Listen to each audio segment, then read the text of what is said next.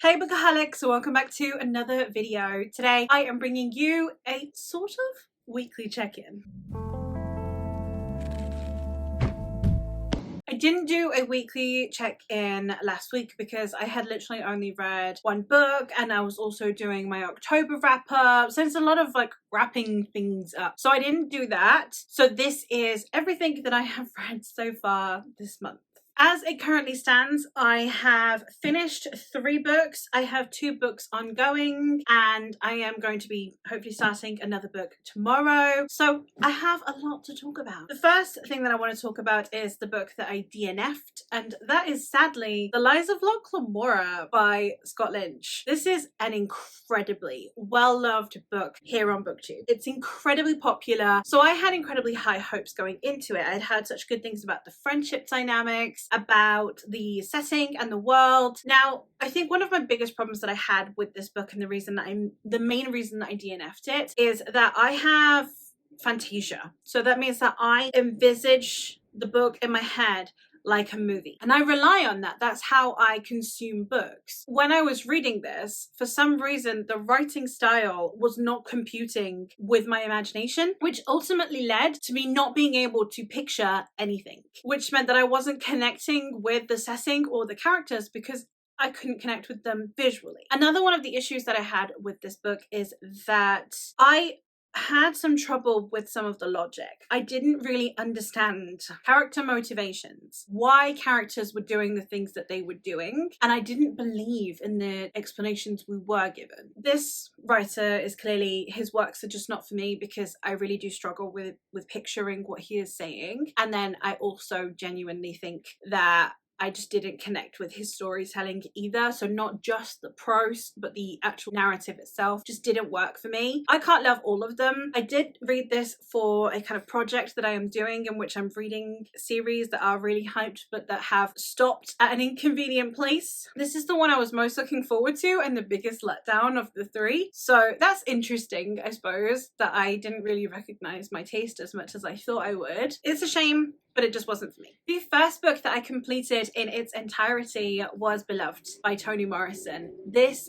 book broke me. I just sat up reading until way past when I should have and cried and felt emotions, and it was a very intense story. This is the story of a woman who is a freed slave after the Civil War in the United States, and she is afraid of being taken back because of how harrowing her enslavement was, and she is haunted by the ghost of her dead daughter. And this story tackles grief and fear and trauma and generational trauma and toxic masculinity and the way men process trauma and fear. So many things were tackled with this story. It was incredibly touching while very unnerving and unsettling at the same time. Toni Morrison is an absolute master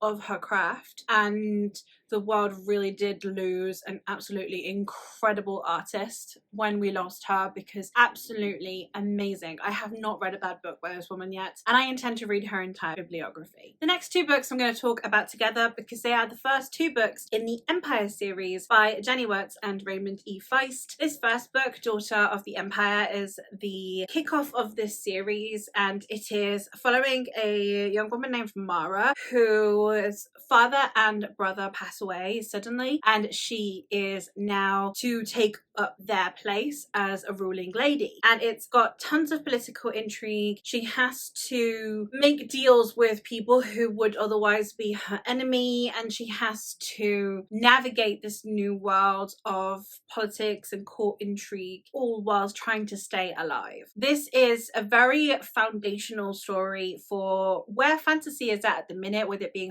highly political, high stakes, stakes, etc. Lots of perspectives, lots of characters, lots of names and world building. That's all in here. So you can really see kind of the grassroots of where current trends in fantasy have come from. And it's a fantastic story in that sense. I do think personally it's a little tiny bit overwritten for my liking, which is very reminiscent of classic fantasy, but I can definitely overlook that in exchange for everything else this series has to offer. So I did finish this first book, which as I said is Daughter of Empire, and moved on to its sequel, which is Servant of the Empire, which of course I am not going to talk about because it's a sequel, but I did like it just as much as the first one, and I am having a great time with this series. As for what I am currently reading, I have been making my way through Yo Julia by Santiago Posteguillo, which is the first book in the Julia Domna series, which is a duology that centers around Julia Domna, who was the wife of Septimus Severus, who was the first emperor of Rome, making her the first empress of Rome. She was actually also granted many more political powers and freedoms than would normally be expected of a wife, and later on also a mother, as her son also takes up the mantle of emperor. She was a very fascinating character in history. So when the story says she is the first empress of Rome, it tackles it in multiple ways. It's not as clean cut as just she was the wife of the emperor, and also not as clean cut as she was the empress in her own right, but it was a little bit somewhere in between. And I am really liking this series, well, this book so far. I'm having a really compelling reading experience with it, which I don't normally get with historical fiction that is written in Spanish. I normally find it written a bit densely and a bit slower paced for my liking. This one has teeny tiny chapters and is snappy and is engaging, and I am really having a good time with this book.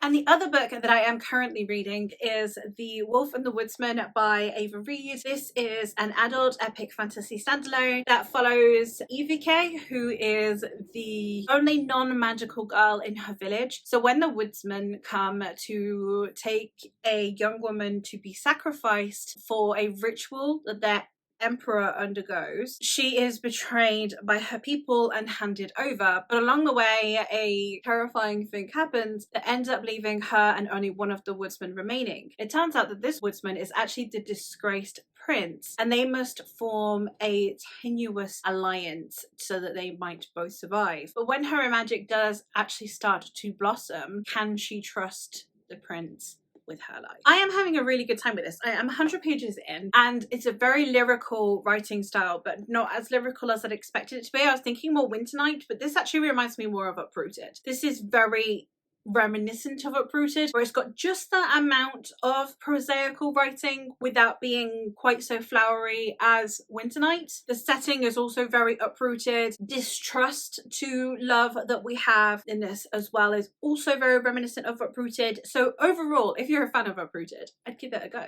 And then as for what I'm going to be starting in the upcoming week, obviously I have 2 books on the go as it stands, but once I am done with The Wolf and the Woodsman, the next read for me is going to be the last of the Empire books, which is Mistress of the Empire. I'm looking forward to concluding this series. There is so much still left to happen. This is an 860-page book, and even then I am not sure how they're going to manage to wrap up as much as what is going on at the moment, knowing that they're going to almost certainly introduce some more plot threads into this book. I'm so curious to see how it all comes to a head, but I am very excited to find out.